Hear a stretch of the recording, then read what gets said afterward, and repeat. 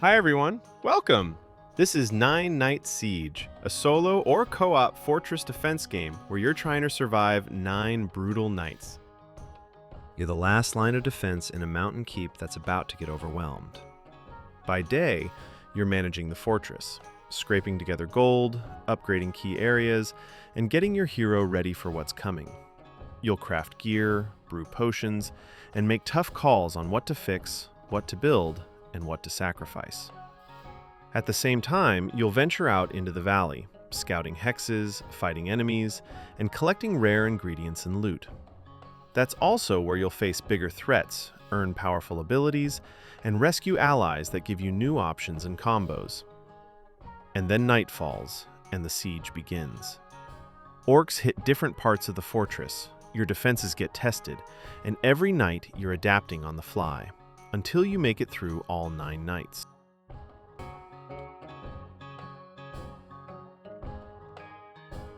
To play, you only need 3 sheets.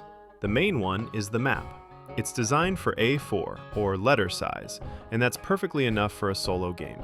Today, I'm printing it on A3 just because it looks better on camera, and it's also nice for co-op play, when more people need to see the board.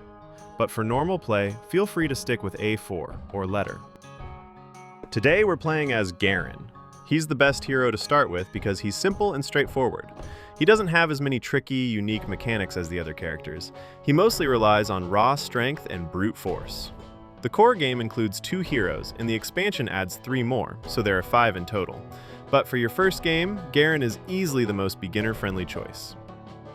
And sheet 3 is your night reference sheet. Down here it shows how many dice the orcs roll each night. Also, up here you've got allies and special abilities you'll unlock as you play, along with a quick reference cheat sheet so you're not flipping through the rulebook mid-game. Next, you'll need a few simple components. You can use tokens and dice from literally any board game you have. Today, I'm using components from Scythe. Here's what you need. 4 small tokens, 3 for wall health, and 1 for the motivation track,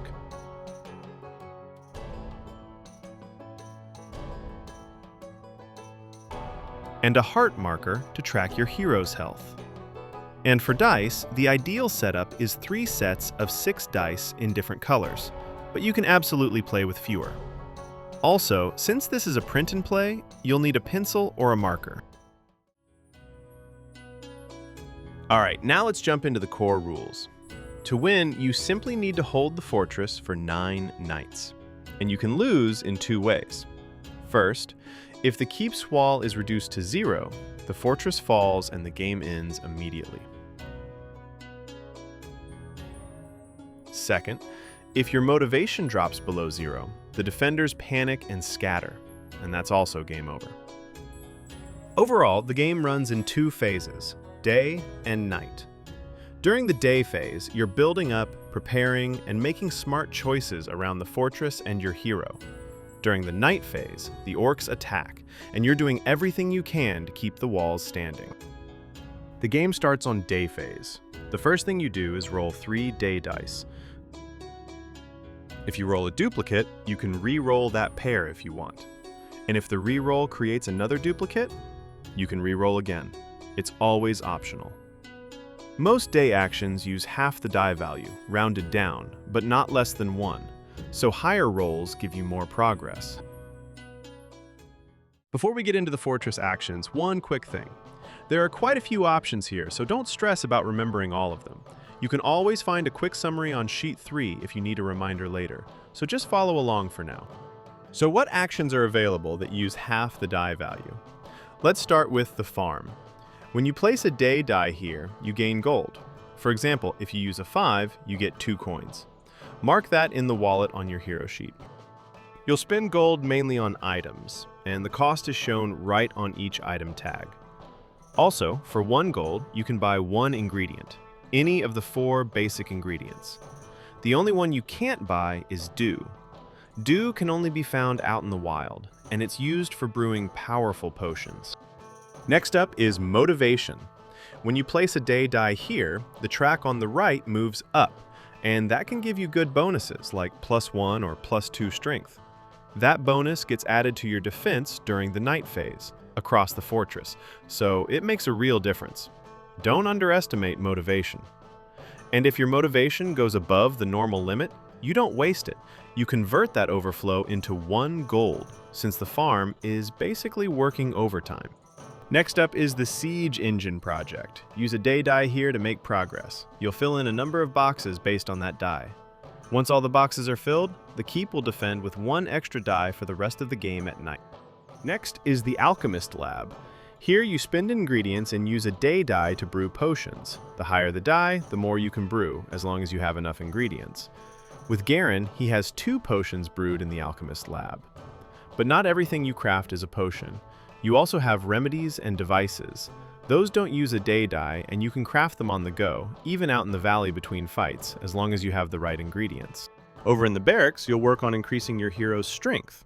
You use a day die here, and you fill in strength progress, using the die's half value rounded down. Each time you complete a full circle, your base strength goes up by 1, so you start at strength 2. Once you finish the first circle, you go to 3, and you can keep building it up all the way to 7. And one more thing, bosses help you level up too. Every time you defeat a boss, you also fill in 2 strength marks. Last on this list, barricades. You can place a barricade die on one of 3 locations, the barracks, the keep, or the farm, as usual using half of its value. And when the orc's attack is higher than your defense, the damage goes to the barricade first. You simply reduce the value of that die by the amount of damage taken. And the best thing is, this does not cause any motivation loss, unlike taking damage directly on the wall. Barricades also stay in place between turns, so the die just sits on that location until it gets fully destroyed. And later on, in other phases, you can reinforce them again by adding more dice, up to a value of 6, to keep those spots protected. Cool, so that was everything that uses a die at half value. Now we move to the last 3 abilities that use the full value of the die. And we'll start with the Hospital. The Hospital restores your hero's hearts, and it's very straightforward. The die value is how many hearts you heal. So if you're missing 3 hearts and you place a 3 here, you heal 3 hearts, which brings you back to full health. Next, and the last thing inside the fortress, is wall repair. It works exactly like healing in the hospital, but instead of restoring hearts, you restore the wall. And each wall is repaired separately based on its location, the barracks wall, the keep wall, and the farm wall. And the final thing you can spend your day dice on is wander into the Hex Valley. This one is simple. The die value is your movement, so if you use a 5, your hero can travel 5 hexes on that expedition. One important rule, you can only wander once per day, using only 1 day die. All the other actions around the fortress can take multiple dice if you want, but wandering into the Hex Valley is always just 1 die. So that was quite a few fortress actions. Don't worry if you haven't memorized them yet. You can always refer to the cheat sheet on sheet 3. It gives you a quick reminder of what each action does, so you won't feel lost. Okay, great. Let's begin day 1. First, I'm going to increase motivation. I'll use the dice 6 and 2 to raise it, which means the entire fortress, the farm, keep, and barracks will all gain a +2 bonus to their defense during the night phase. Then, with my final day die, I'll take the farm action to collect 1 coin. Unfortunately, only 1 for now. And that wraps up the day phase. All day dice are spent. Let's move on to the night phase. The first thing we need to do is check the orc attack table for night 1 and determine the target zone. The target zone icon can be found in the legend, along with all the other symbols used in this table. The target zone is determined by rolling 1 die, and in our case, we roll a 3. A roll of 3 means the keep.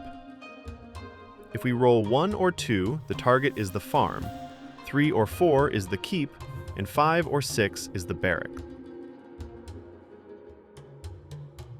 So, for the target zone, the orcs roll 2 dice.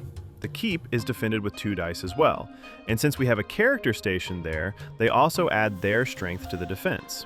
So, let's roll the dice. 2 for the orcs, and 2 for the defense, and see what we get.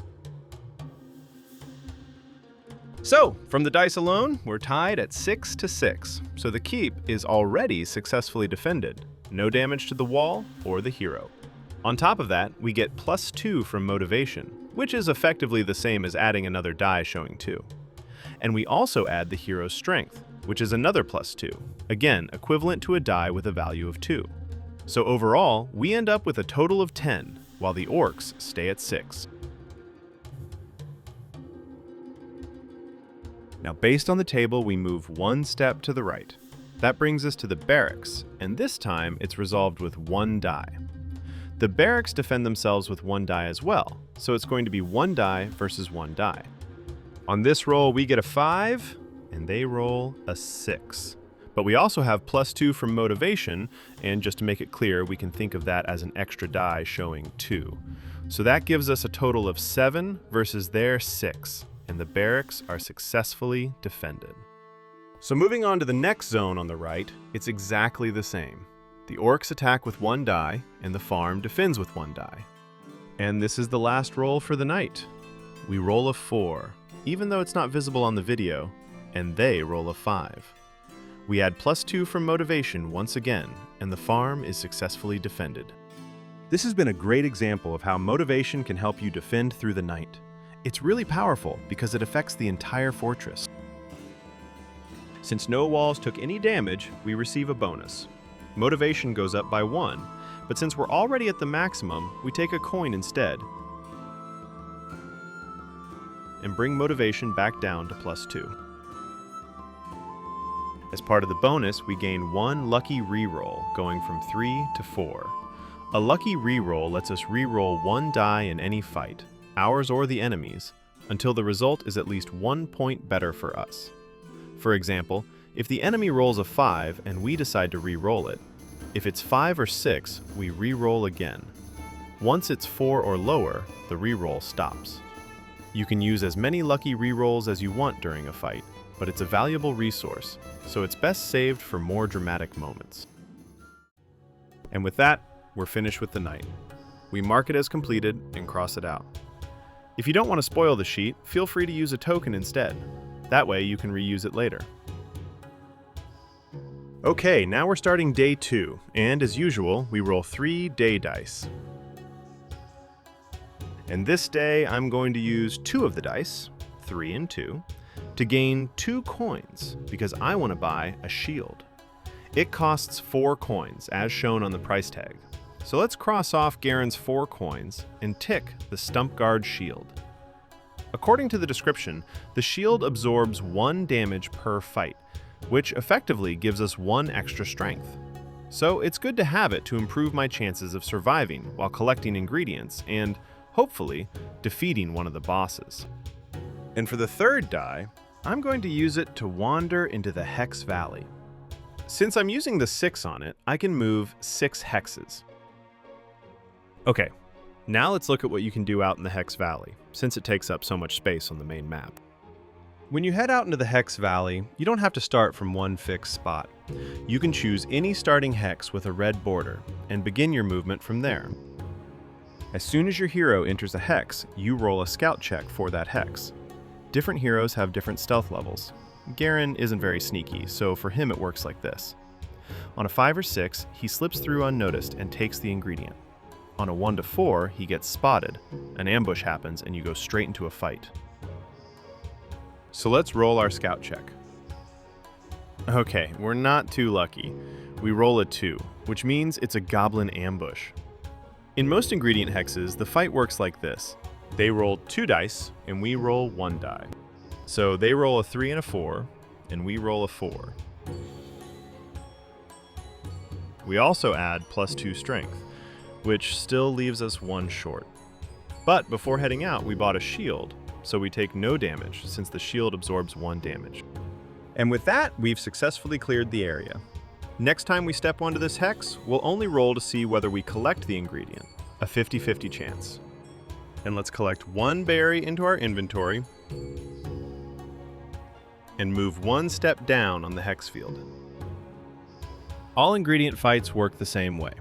The enemy rolls 2 dice, but the dew area is more dangerous, and enemies there roll 3 dice.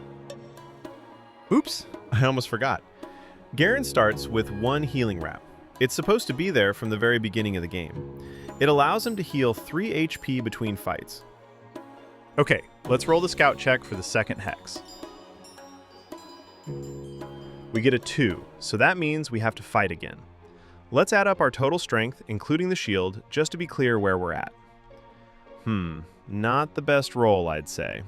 We could use a lucky reroll here, but I think this time I'll save it and just take 4 hearts of damage. We're pretty beaten up now, but at least the hex is cleared and we got the ingredient. With this new development, a good idea would be to collect another leaf. So let's move to the left and roll our scout check. Nice! A 6, we pass unnoticed. We just pick up the ingredient and move on. But before that, let's use our healing wrap to recover 3 hearts before we try our luck with the mushroom. Okay, let's roll a scout check. Good! That's another 6. Nice and easy. Another ingredient added.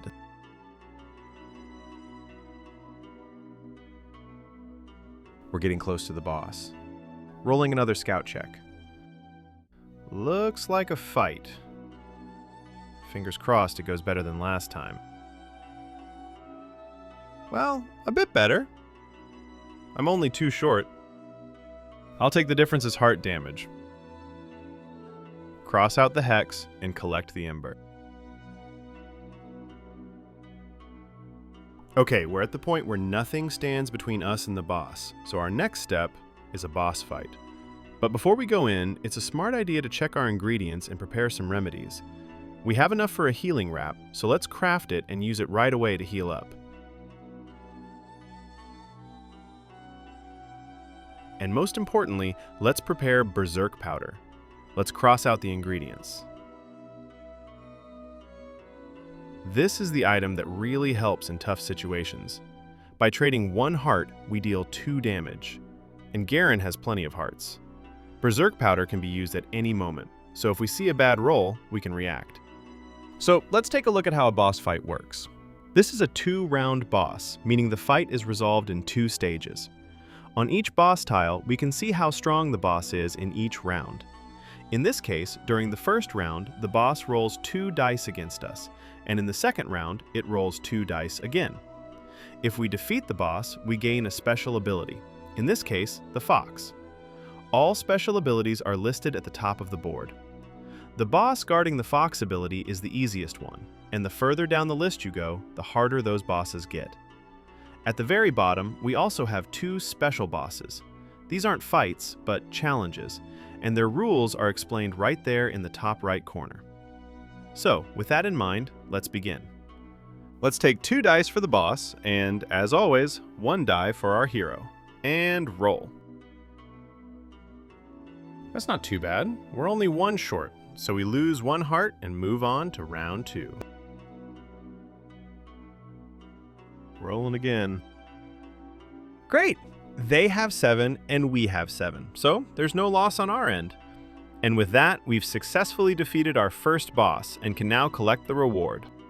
First of all, we gain strength. Normally, other heroes would only fill in 1 segment on the strength wheel for defeating a boss, but Garen's special ability lets him gain extra strength from boss fights, so in this case, we fill in 2 segments instead. And the second reward we gain is 1 lucky reroll, and now we can collect the Fox ability and mark it on our sheet so we remember we have it. The Fox ability lets us, once per day, collect an ingredient even if we fail the scout check, with no fight. And with that, day 2 is over. Before night falls, as usual, we can position our hero in one of the 3 zones. This time, I'll place him in the farm, just to give it extra protection for the night. From this point on, we can start skipping ahead, since we already know the basics and the rules. I'll focus on showing only the new parts and give an overview of the rest of the game.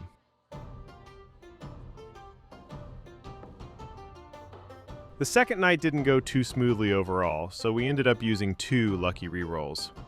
Garen also lost 1 heart. He can take damage instead of the wall when he's stationed in that zone. This is really useful because it helps us avoid losing motivation, which would normally drop by 1 if a wall takes damage. So overall, the night resolved with no damage to the walls. During day 3, we go through the usual routine. Spin the day dice, move through the hex field, and even defeat another boss. But what I really want to focus on is the third night. Because the 3rd, 6th, and 9th nights are special. On these nights, we don't roll for a target zone. The attacks are predetermined. First they hit the farm, then the barracks, and finally, the keep. And this is exactly why it's a good idea, and actually mandatory, to station the hero at the keep. The attack there is much stronger, and it's an offensive boss attacking the keep directly. In the end, the hero fights it one-on-one. The rules for this fight are the same as for any other boss fight, with one important difference. If the hero is unsuccessful and gets knocked out, their HP drops to 0, the remaining damage goes directly to the keep wall, which can be very serious. So make sure your hero is fully prepared for this fight.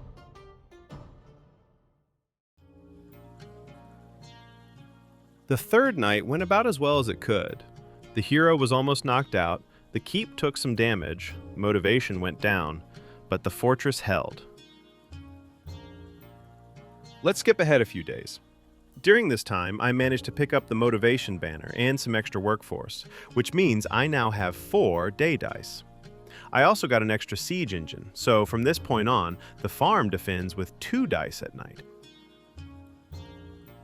But what I want to show is a boss encounter where I ended up freeing the barbarian ally. So I step into the boss territory, and this is the hardest boss in the game. It has 4 base strength and rolls 3 dice against us in both rounds. As you can imagine, the dice alone aren't going to be enough. So I use Berserk Powder. Its effect applies to the entire phase, day or night, meaning it lasts for all fights during that phase, not just a single encounter. By spending 2 hearts, I managed to get through the first round. But the second roll is even worse, and at this point, I have no lucky rerolls left. It becomes clear that going into this boss fight this underprepared wasn't a great idea. I end up being 7 short, which means I don't have enough HP left, even with the Berserk Powder. This leads to a very rare situation where we defeat the boss and get knocked out at the same time. If the boss had just 1 more point, it wouldn't have been defeated. And this is important to know. Heroes cannot be killed in this game, they can only be knocked out. So we still count as winning the boss and collect the reward, but the knockdown rules apply as well. That means we lose 1 motivation, and if needed, we could also spend 1 additional motivation to restore 1 HP. In my case though, I was lucky. I still had 6 day dice, so I ended up healing at the hospital. Overall, this game was not easy. At one point, the keep wall was down to 1 HP, meaning 1 more damage and the game would have been over. The barracks also dropped to 1 HP at another point. One important thing I haven't mentioned yet is how building health works. Both the farm and the barracks have 5 HP while they're operational. The top row shows normal wall health, and the bottom row represents negative health. If damage pushes a wall below -5, any remaining damage is applied directly to the keep wall. Once a building drops from the top row into the bottom row, we immediately lose 3 motivation, and that part of the fortress does not defend during the next night unless it's repaired. When a zone is down, the enemy dice are redistributed between the remaining zones. Also, day actions cannot be performed while a building is in negative health. For example, if the farm is destroyed, you can no longer gain coins, neither from day dice nor from motivation. And if the barracks are down, you can't train the hero to increase strength. Repairing a building from the bottom row back to the top row restores 2 motivation, but that initial drop creates a 3-point motivation swing, which can be critical. And with that, the game is won. We managed to hold the fortress long enough. The reinforcements have arrived and the orc threat is finally broken. It wasn't easy, there were some very close moments, but in the end, the fortress stood, and that's what matters. And that brings us to the end of this playthrough. After watching the game unfold from start to finish, you should now have a clear idea of how the game works. When the game is available, you will be ready to sit down and play, using the rulebook only as a reference if needed. Hopefully, this playthrough helped make the rules and the flow of the game clear, and when the time comes, you'll be ready to play your own game.